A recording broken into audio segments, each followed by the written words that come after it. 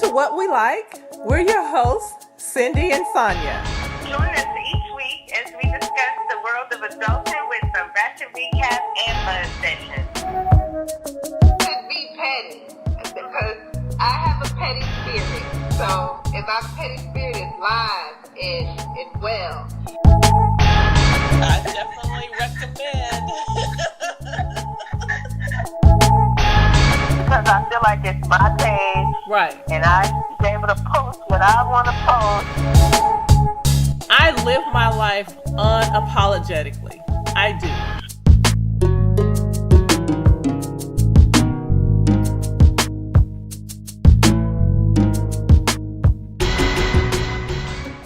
Hey, Cindy.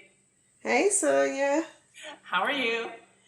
I'm doing good. How about you? I am good. All smiles over here. Yay. And I must report, as far as weather-wise, I went out for 5 or 10 minutes earlier just to let the dog get out for a second, and I had on a light jacket. That is so funny. I had on a light jacket. Well, I'm getting ready to step out when we get finished with this recording, and I have on shorts. Okay, now you're just showing off. That's funny. That's really funny. And now we can go into this week's car chatter. So what do you think about Kodak Black getting arrested? Girl, that was so funny because at first they was reporting that he was missing, and I'm like, y'all know this boy not missing. You know what people were thinking? People were thinking, somebody got but him. I was thinking he just hiding out because somebody threatened him or something. But come to find out, he was arrested. And where was he? Was he arrested in the Caribbean or somewhere? Or he was trying to come back in from Canada, and that's risky because Canada does not play. And I'm not sure, but I thought he may have been on parole, or he may be a convicted felon, and he had guns on him. So I'm not sure how that's going to play out. But he is out on bail. Okay. Well, I was like, I didn't know what to think. I thought maybe he was in hiding because, so many people were threatening him or whatever. So I was like, somebody must have told him, you need to lay low for a while. But, yeah. No, I think I saw him on social media this morning. He's dyed his hair blonde. There's no laying low for him. Yeah. So, whatever. Kodak Black. And also, on a sad note, I saw yesterday that John Singleton had a stroke and he was in the hospital. But I haven't seen any updates on I his haven't condition. either. I just saw that they were reporting it as a mild stroke. And I want to say I saw where he had just flown in from Costa Rica, I think, and was experiencing leg pain and went in to the hospital. And he was. I read that this morning, and he was at the hospital when he had the stroke. So, of course, I was nervous because I'm flying tomorrow. So I was like, oh, goodness. Oh, yeah. That's the best place to be when you have the stroke, at the hospital, because you get that immediate care. And that's what's important when you have one, is like taking an immediate action. But I hope he is I hope so too. I hope so. Family had asked, and that's probably why there's no updates, because the family had asked that everybody respect his privacy. So that's probably why there's not, many updates or anything. But hopefully he'll make a full recovery. Yes. And lastly, what do you think about Kim Kardashian studying for the She just bar? doing the most. Like, and I, you know what? I think people will go to her because she did go to Trump and help lobby for, I forgot the lady's name, who they got released or got her a pardon or whatever. Yes. And I think she's been back to Trump to talk about other people who were locked up for various reasons, wrongly. Yeah. So I think people will go to her for her name. I don't know. Well, that's not a reason to go to a lawyer, especially an inexperienced. I just don't know how serious, and she might be a great lawyer. Who knows? But I just don't know how serious I could take her as a lawyer, knowing how she even got famous. So and what does she really do? Yeah. And a couple things on that. They say in the state of California, you don't have to go to law school, but you can take, I guess, courses, and you can study and take pre-tests to prepare you for the bar, and then take the bar. And if so how it works is in California, they have two ways. You can just do like an apprenticeship and then take the baby bar. And if you pass the baby bar, then you could pass the real bar. Right. Or if you didn't go to college and you don't have an undergrad, you can go to law school still and then take the baby bar your first year. And if you pass, then you can go to, law school. I mean, you can take the real bar. And some people do say that we have to keep in mind that her dad was an attorney, and that could be something that she's wanted to do. And now that she's gotten to a certain point and she's garnished all of this wealth and fame, maybe she is trying to reel it back and say, okay, this is what I want. Maybe so.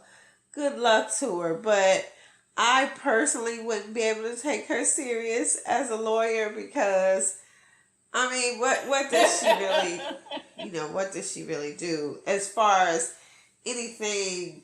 I mean, I wouldn't put my life in her hands, especially if it was something serious. I wouldn't put my life in her hands. Serious. But, good luck to her. She has the money where she can, do that. Go for it, I think a lot of other lawyers, aren't too happy about it because, she's posting on Instagram and stuff that she took a test and she passed and how easy it is or whatever. And people who have gone to law school or who are currently in law school are like, okay, it probably is easy for you. Meanwhile, we over here struggling, studying, 24 hours a day, trying to pass, and you like, oh, took a test and it's easy, and nobody says that. Yeah. She has the time to put into it where she can devote all of her time to studying. So I guess that makes it somewhat easier for her, I would assume. But that is right. There was an attorney on the Breakfast Club yesterday. I don't remember her name, but she said she doesn't respect the route that Kim is taking to become an attorney because she's bypassing the normal process of going to school. Yeah. My daughter was talking about that they were looking on Instagram and she's in her first year law school. And she was saying, that they were saying, oh, it must be nice to say, oh, law school is easy or taking tests are easy when you're not in real law school. Like, so, I didn't see that she said the test was easy. I saw where she said this she was took like it and she passed. a week or two ago, like when she first started, like her very first test or something, she posted something about it being easy, or she took a test and it was easy or something. Well, more power to Kim. I'm not sure who her client base would be, but won't be me. Right. Okay, let's jump into this week's conversation, and we are going to talk about a question that I saw on Instagram, and it was, if you make your own money and you're able to take care of yourself, do you still want a man who can do that for you? And basically, do you want that man to be able to protect and provide for you, even though you can do it for yourself? Okay, that was a good one. Okay, so I'm going to go out on I'm going to say yes. Even though I can take care of myself, I, try to live within my means. I still would like him to be able to, especially if we're talking about something that's going to be long term, so if we're long term, I would like you to be able to take care of me and you in the event that I can't, be it for illness or whatever. I would love for you to be able to, but I'm still going to take care of me. But I would really appreciate if you, be, I agree. Because I agree with that. You have to think at this age, even though I don't work out much. I'm just starting that back again. But I try to eat fairly decent and I try to live a semi-stress-free life or whatever.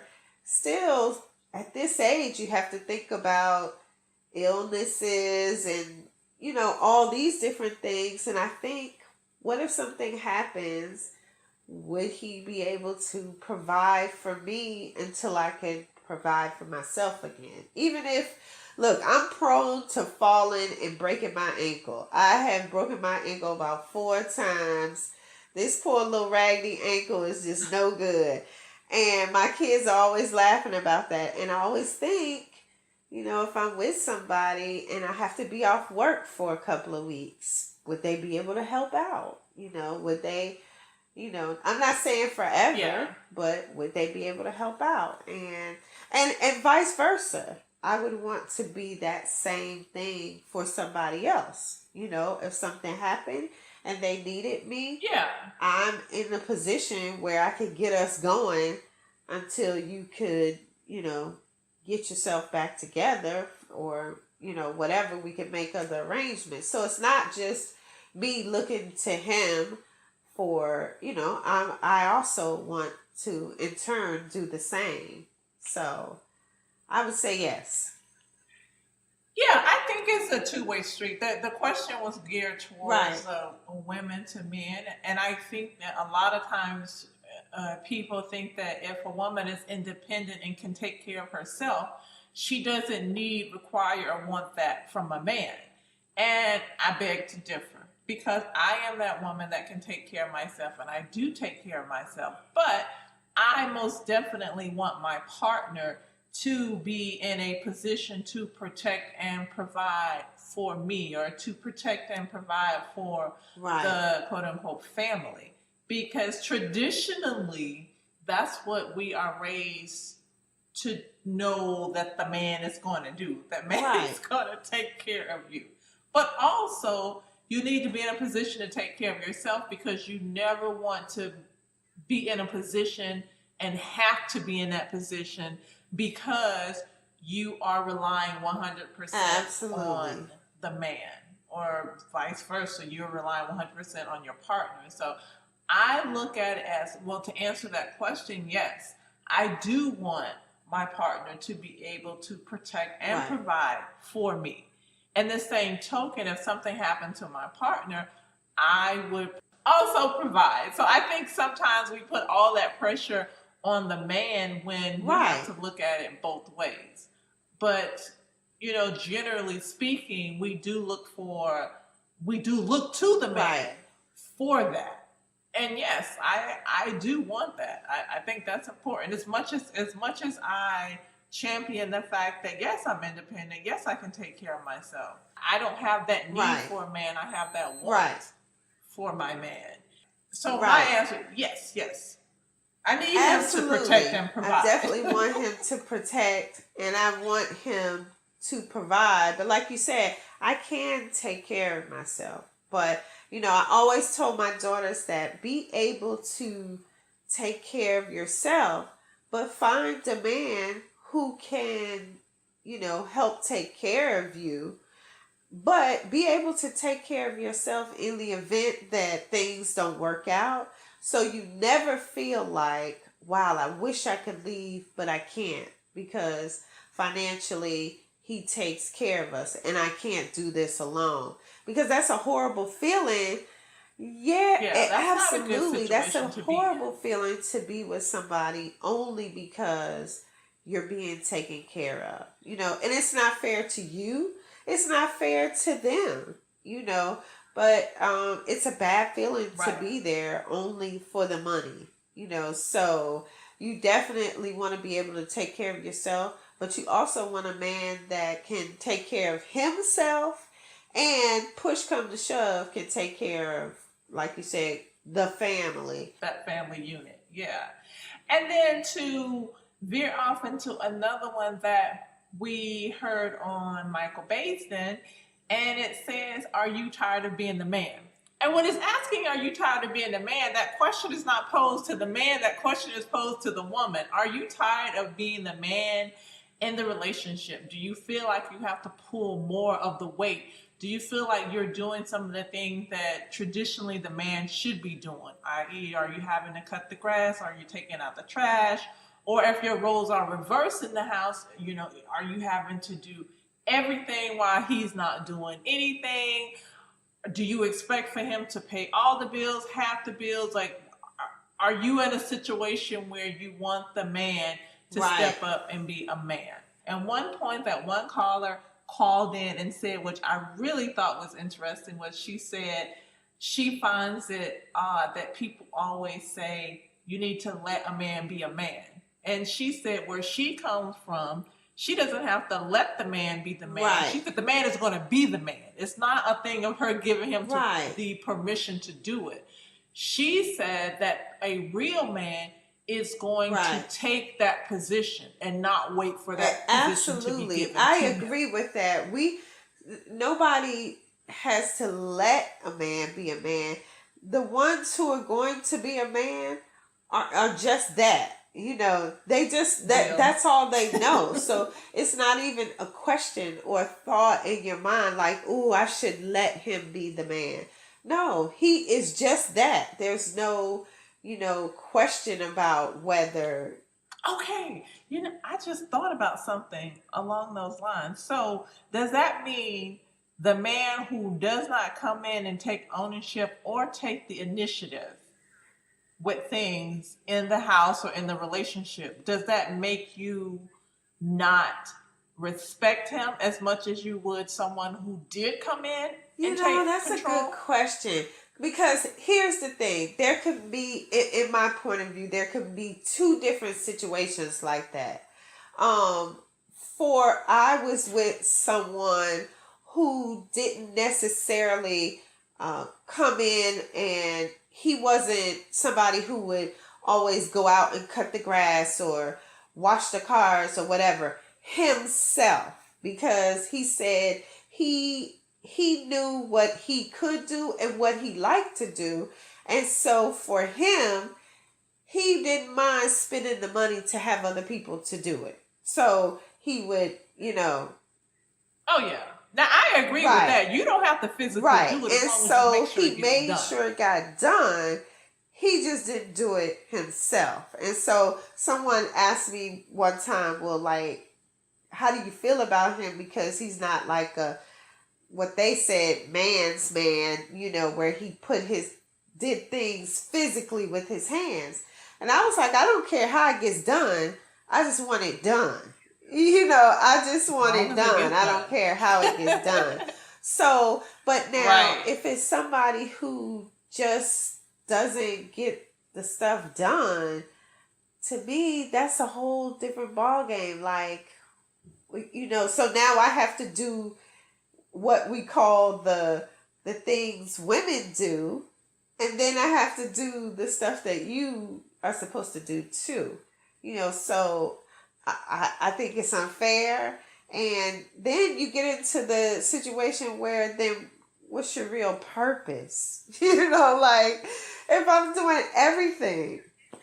Yeah, and even if you're in that situation and you stay in that situation, I think, at least for me, it would make me lose a level of respect if you're not doing certain things that I feel like you should be doing, especially if it's something that we've had conversations about, and if it's something that I've communicated to you and you're full aware of what I need and what I expect.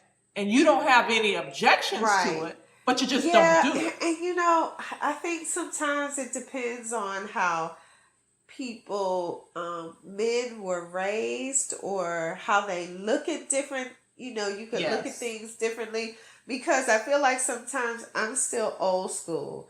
So I think there are things that men do, and I think that there are things that women do.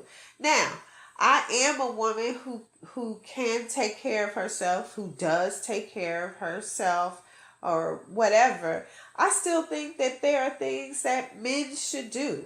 I think that.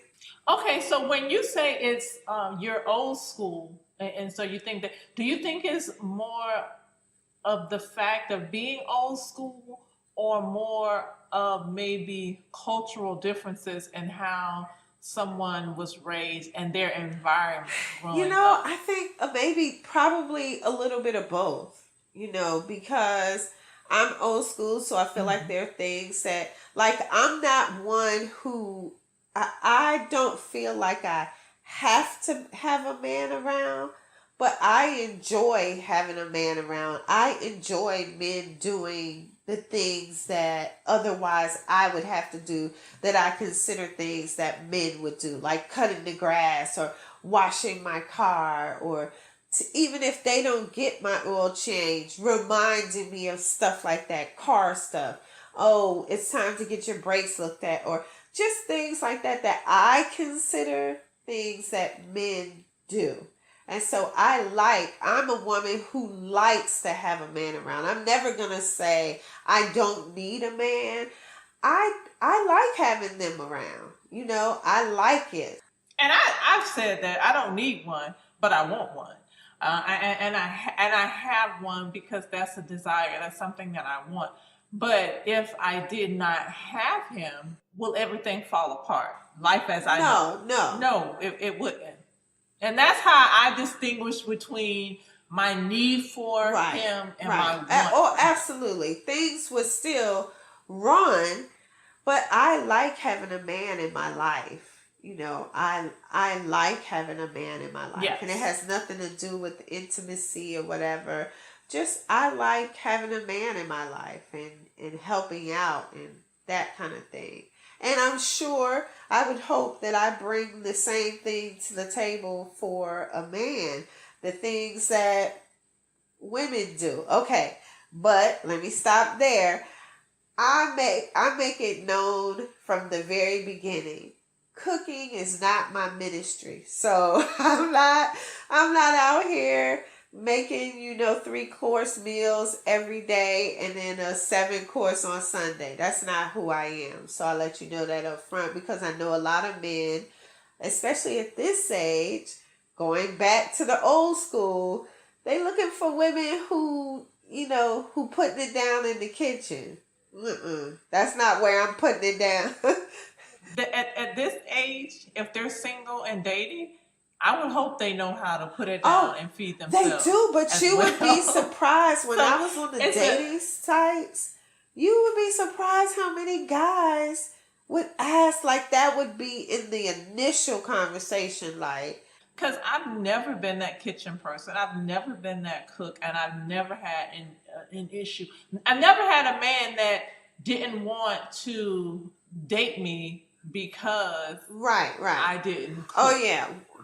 But just like with the thing with the cooking, which is a good point, because some men feel like that is a woman's responsibility, just like some women feel like the cutting the grass and making sure gas is always in the car is a man's responsibility. And I think sometimes when we go into relationships, we may have these conversations initially, but I think sometimes we don't really listen or really believe what the other person is telling us, and we still forge ahead because sometimes we know, and it could be, I think a lot of times it is cultural differences. A lot of times it is how you view a relationship, and we may know that this person is not doing everything that we need in a relationship, but we forge ahead anyway, thinking that, oh, it's not that important to me, or thinking that oh, he's going to come around because he knows that's what I want. And you said a really good point there, that we forge ahead because we think, you know what, that's not really that important. But in the long run, that probably is something important to you, especially if it's how you were raised and how you saw things, and that's how it's been done for you in the past. And then you come along and somebody else says, oh, I don't do it that way, or they just don't pick up and do it without you having a conversation about it. It just doesn't happen. And then if you don't talk about it, you know, and let that person know, hey, this is important to me, then it festers and it turns into something, you know. Yeah. And I think another thing to keep in mind is we should not beat ourselves up if we want something or require something that a person can't give us. And we shouldn't feel like, okay, am I expecting too much? Am I asking for too much? Because we are who we are. We want what we want. And if this person can't give it to us, I'm sure there's someone else who can. So I don't think we should beat ourselves up or think that we're doing too much, right, or wanting too much for acknowledging our needs. You know, sometimes that's hard though, because you feel like, oh, well, you know, in other areas, it's, you know, it's going good. So am I asking for too much? Is this, you know, am I being too extra? I think you have to weigh it. What's more important? Because if it's going good in other areas, that's great. But if there's one area that is not going well in, and it's something that's really important, it has to be addressed because it will fester. Yeah, I agree. It is a lot though, but you think about, can I live without that? Like, you know, or is this something simple? Like, am I just being extra? Is this something simple? Like, he doesn't take out the doesn't take out the trash. I have to take out the trash. Is that enough to, you know, go off about and not want to be with that person? I think it depends. I think it depends because everybody is different. If that's something that I feel very strongly about, then yeah, it is enough. Because it could be something that is just ingrown in me. Maybe I never saw my mom take out the trash, and that's just something that I just can't get past. You have to address it because I believe and I've learned that when we stay silent about things, it's still underneath and it's still festering, and it's going to come out, if not in that form, in that conversation, it's going to come out in another one. So then you're going to be mad about something else, but that something else that you're mad about is not really what you're mad about. Right. You're mad about this over here. So I think that, and I've learned that communication is so important, and you just have to be honest about what you're feeling because we can't help what we feel. Right. We feel what we feel, and we have to be honest about those feelings. That's true. And another part of this, going off a little bit, another part though is the communication. Like, you have to be able to talk about it, but if you don't talk about it, it makes it all work. It makes it really bad because maybe he doesn't know that that's really important to you and why it's important to you. And he doesn't know that that's important or why it's important. Like you just said, I never saw my mom. I was talking to one of my daughters and they said something like that. Like, well, I never saw you do that. And so I just assumed that that's the way it was done, you know? And so I never thought about that. And so she just thought that that's how it was supposed to be done because she had never seen me do it.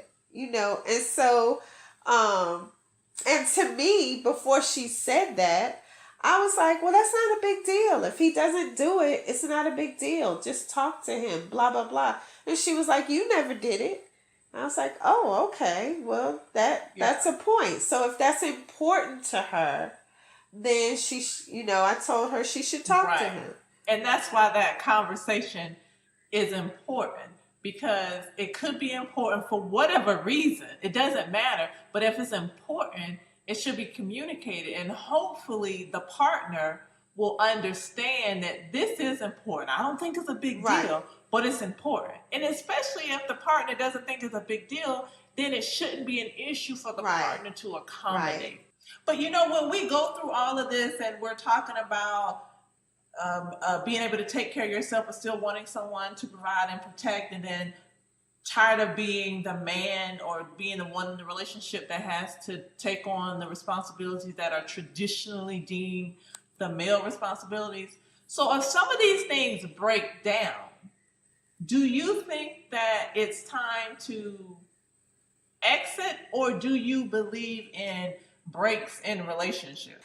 You mean like a break where we take some time apart and, that kind of, Yes. But, not like we're breaking up. Because for me, if you break up, you go your separate ways. But the ones who say, well, we're not breaking up, we just need a break from each other, and then we're going to come back together. Well, see, for me, and this could be a problem for my issue, but for me, I don't know what are we doing during this break. So, other people, I need to know what we're doing, because I need you to be specific. Because if we're just breaking and we're just chilling and nobody's seeing anybody else, but we just kind of doing our own thing without anybody else involved, you need to be specific for that.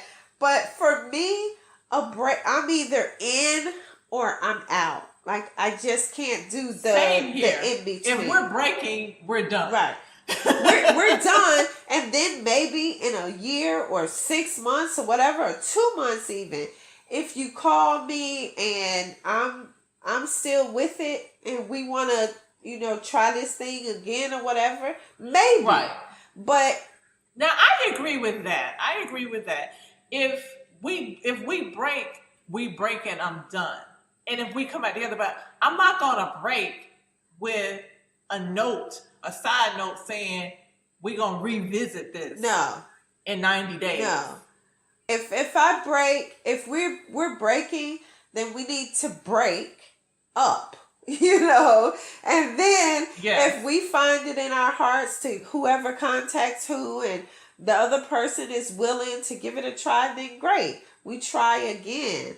But we're starting from the starting line again. Like, we not halfway through. Like, it's no breaks in between. Yeah, you done lost that vacation time. You got to start all over again. Right. You got to do your 90 days before you can get your insurance and all of that. Like, yes. Right. I think that was a good discussion on relationships from the beginning to the end, and it brought some different perspectives on how we deal with the relationships.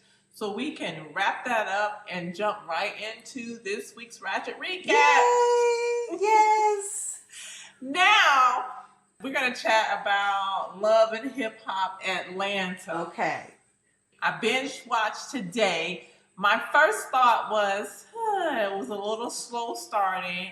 And I just watched it, honestly, because we were going to recap it. Right. I wasn't really all the way in. And I don't know if it's that I'm kind of over the Love Hip Hop series or brand or whatever, but I wasn't really invested. I was going to say, too, for me, I think I stopped watching Love and Hip Hop Miami like halfway through the season. Or I don't even know if it was halfway through. Like, I just got tired of the whole thing, the fighting. And it was just a lot. It was just too much for me. So I just eventually gave up on that one. And I'm kind of feeling that way about Atlanta. The only reason why I keep up is, like you said, because we do Ratchet Recap. So that's the only reason why I keep up. What's the heavyset girl's name? I can't remember her name. She doesn't want to work out. She was trying to work out. Her friend, and that's Tokyo. Right. Her friend Sierra, I guess, was doing the tough love, was just really trying to help her. And I guess Sierra was coming from a standpoint of she lost a lot of weight because she was having health issues. Right. But Tokyo is not really feeling it. Right. Well, okay, coming from somebody who's struggled back and forth forever with my weight, I kind of understood to a point what she was saying, because I think Sierra might have had some type of, did she have some type of surgery? Because she keeps alluding to her having surgery. So is she talking about she might have got her boobs done, or is she talking about she actually had surgery? I don't know if she got anything done. Me, my personality is I would want someone to push me like Sierra is doing, because sometimes when, or in the past, left to my own devices, it just wouldn't happen. Right. Now, I can push myself and make it happen myself. I worked out some of YouTube videos this morning, and I got that in. So I'm at a place now where I can motivate myself and do it, but it hasn't always been that way.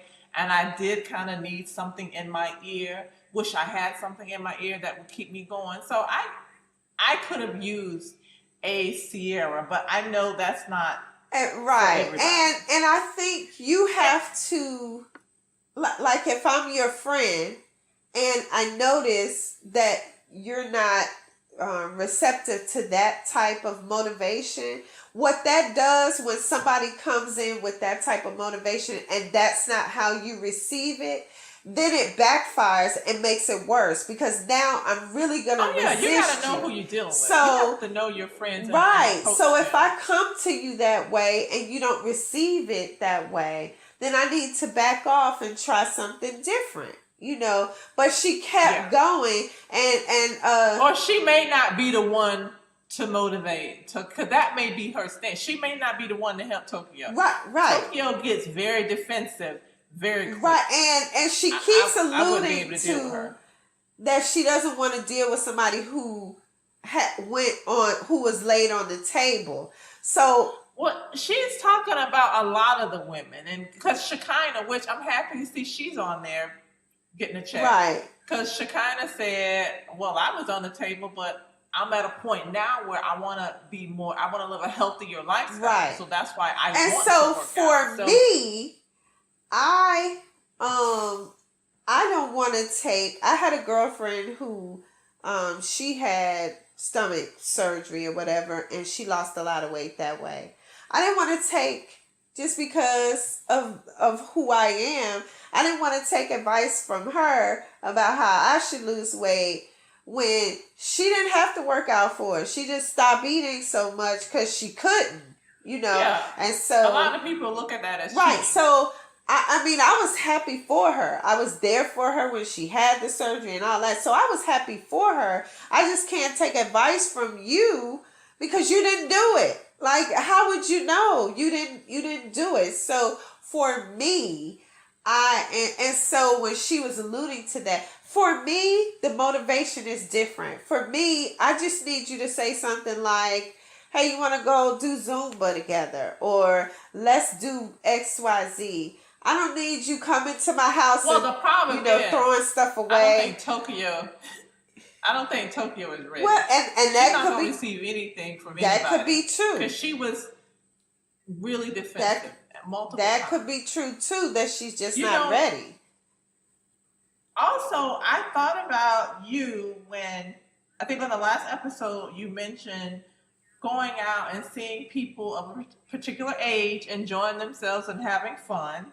And the first episode I watched, there's Mama D. Uh-huh. And I'm sure you heard of Claremont Lounge in Atlanta. Right. She was at the Claremont Lounge. She was getting it in. So I can appreciate people of a particular age getting it in. Yes. Having a really good time. With some exception. For one, I think Mama D may have been celebrating a birthday. I'm not sure about that. But she said she was 55. Right. I don't know why, but I thought she was older than that. One. And secondly, the outfit, was her ass out? I'm like, what's going on? Yeah. With that outfit? Yeah. That part I couldn't get with. Like, her having a good time, absolutely. Have a good time, get out there, do your thing. But her outfit, one, was like just inappropriate. Like, it was inappropriate. Yeah, I thought it was inappropriate, but she's inappropriate in a lot. And then two, but I thought she was older than that. Like, that's what I just said. That's what I said. I thought she was older than 55. Yeah. I don't know why, but I just thought that she was. Like, I'm gonna need to see a birth certificate, because usually it's the other way around with black women. You usually like, you 55? I could have sworn you were like 35. But no, she looks, I just assumed that she had to be maybe closer to 60. Yeah, she looks a little bit older than that. Now tell me this. What did you think about Bam's mom and her attitude towards Mama D? You know, while living in Mama D's home. I was over her.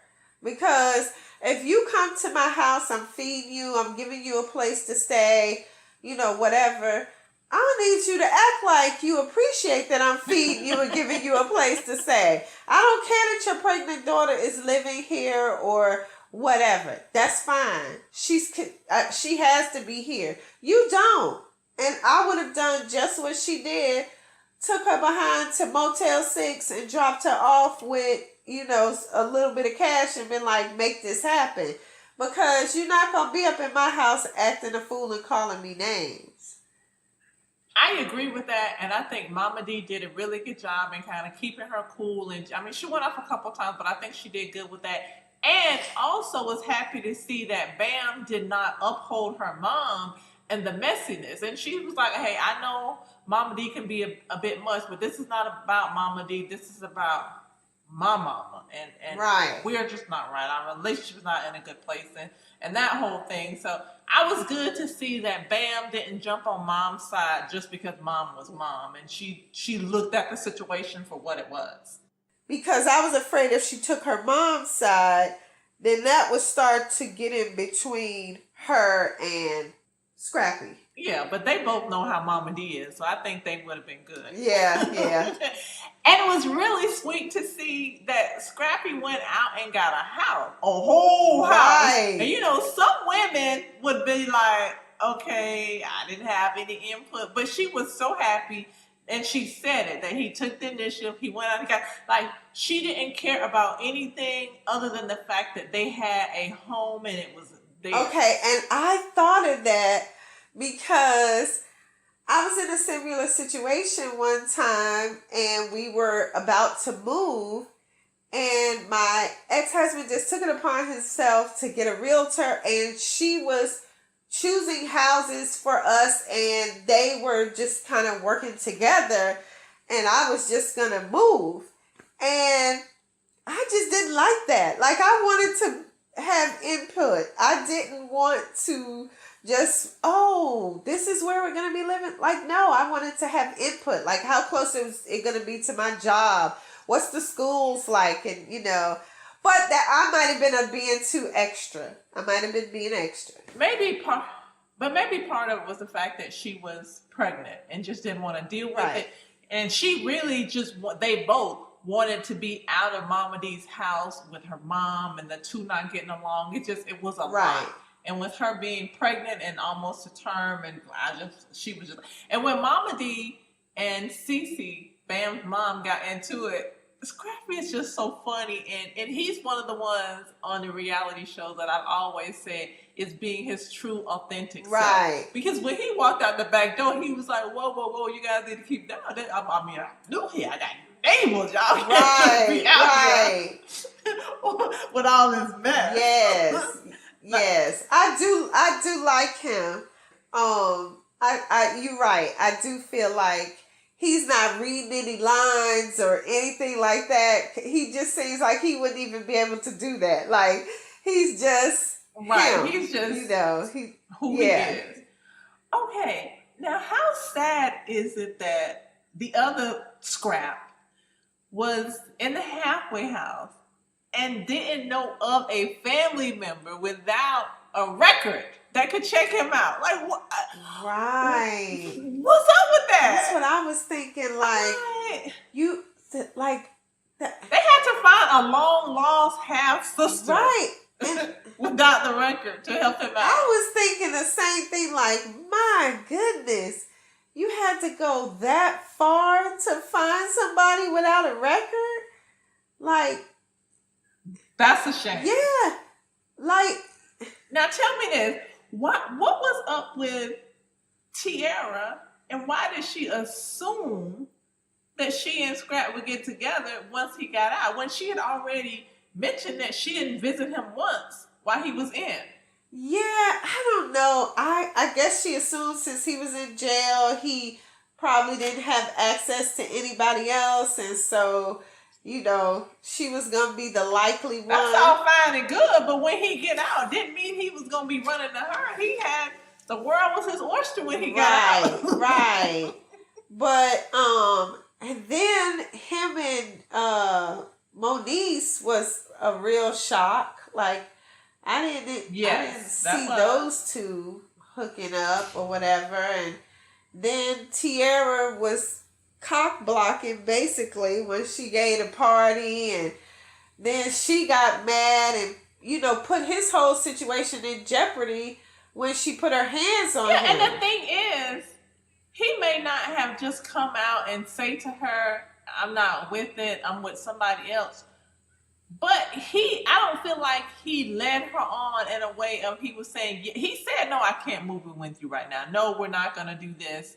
I think he didn't like tell her about his situation with Moniece, but at the same time, I don't feel like he really led her on, because she was taking shots at him, but he was trying to duck and dive. Right. A little bit. And I think probably seeing how she reacted, he probably didn't want to say too much because he knew he would get that kind of reaction, and he just got out. So, you know. Yeah, she was doing a bit much. Yeah. She was really doing a bit much. She was doing a bit much for him to be in his situation, you know. I have two more quick points. One, did Mimi have a right to be upset with Stevie J for introducing Eva to Faith Evans? And I saw in the blogs before that people were saying, come on now, you know Faith. Because she was saying, you're wrong for introducing her to my daughter before I meet her. And people were like, you don't know Faith? Right. Yeah, you know what? If it wasn't Faith, then I would be like, I get it. I kind of get where it was supposed to be going. Like, oh, you introduced, you know, my daughter, and I thought this was something we were going to do together or kind of talk to her about together, whatever. I get that point. I feel like she probably already knew Faith, and I mean, they've been married, so obviously they've been together before they actually got married a little while. I know it was quick, but you didn't just find this out. Like, this your baby daddy, and he's pretty close to your daughter, so you didn't just find this out. So I feel like that was kind of partly storyline because, you know. And I think that the thing is, she definitely knew about Faith, but when people were giving her a hard time online saying, okay, you know Faith, I think she came from the standpoint, of course, I know Faith, or I know of Faith. I know who Faith Evans is as the singer, right, or, you know, the celebrity. But we're talking about Faith Evans as the stepmom. Right. No, I need to meet her in that way. And from that point of view, I understand. Yeah. I mean, I do think she was on 10. Yeah. When maybe 7 would have been enough, right. 6. But I understand where she was coming from. Yeah, I get it. I think some of it was storyline, and some of it I get, because she kept saying to him, we were supposed to do this together. And their child is still kind of young. So it to me, it would be something that you do together so that she can see how her mom is reacting to the whole situation. Because she lives with her mom, and she probably kids are protective of of their parents' feelings, so she probably wanted to know how this was going to make her mom feel. So if they did it together, she could see that her mom was okay with it. So I did agree with that part, that, you know, that probably was something he should have, you know, done together. But that's Stevie J. Yeah. So, and lastly, what was your viewpoint on Spice's bleaching of the skin? You know what? I saw where she was trying to go with that. Like, you know, talking about colorism in the Black community, and I guess especially for Black Americans, what colorism means and how it affects us and all of that. I guess I saw where she was going with it. I just think her delivery and how she was presenting it just was off for, you know, I don't know. I think she was just off. Something wasn't, I don't know. She was taking it to next level for me. I don't know. Yeah, I agree with that, because I think sometimes if you have a message that you're trying to get across, sometimes you just need to speak your message. You need to say it and you need to get it across. Because sometimes when you're doing other things, that takes the light from the message that you're putting across.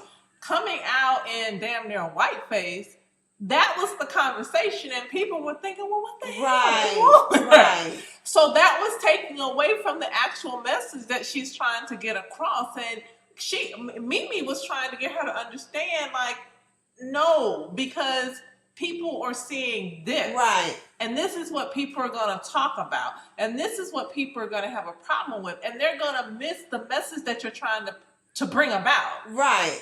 And she equated that to Mimi getting her boobs done. And I'm like, huh? Right. I don't think that had anything to do with it. And she also said to Mimi that Mimi wouldn't understand because she was light-skinned.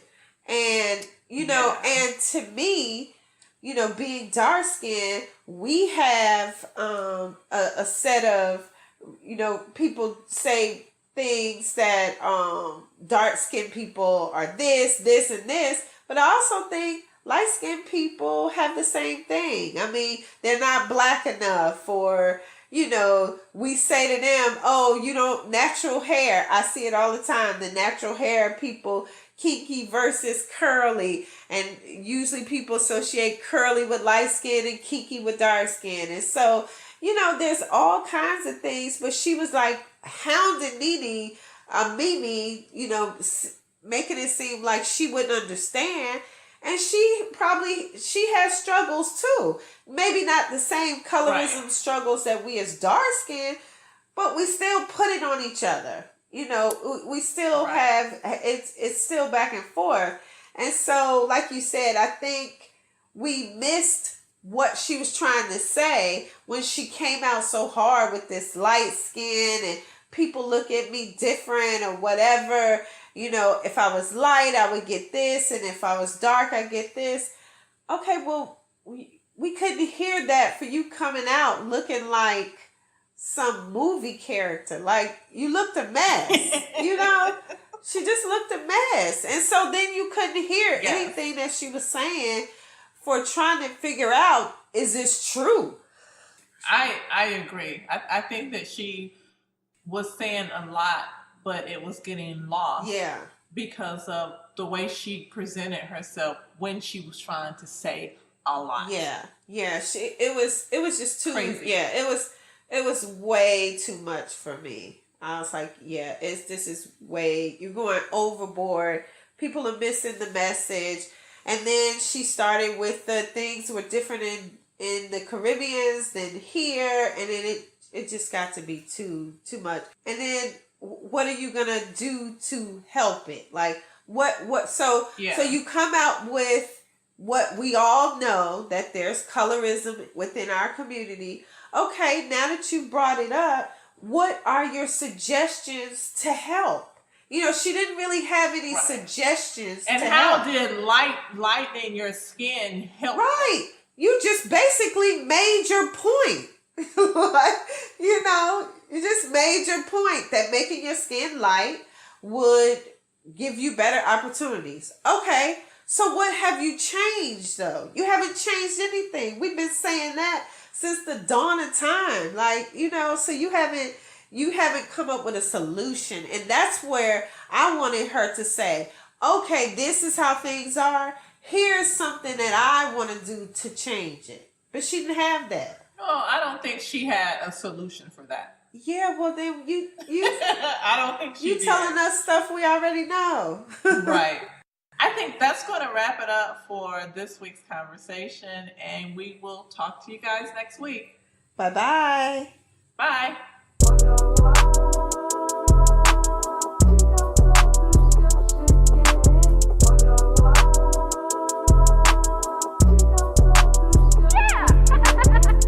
If you would like to share your comments or let us know what you think about the episode, please email us at whatwelikeinc@gmail.com. You can also follow us on Facebook, Instagram, and Twitter at What We Like.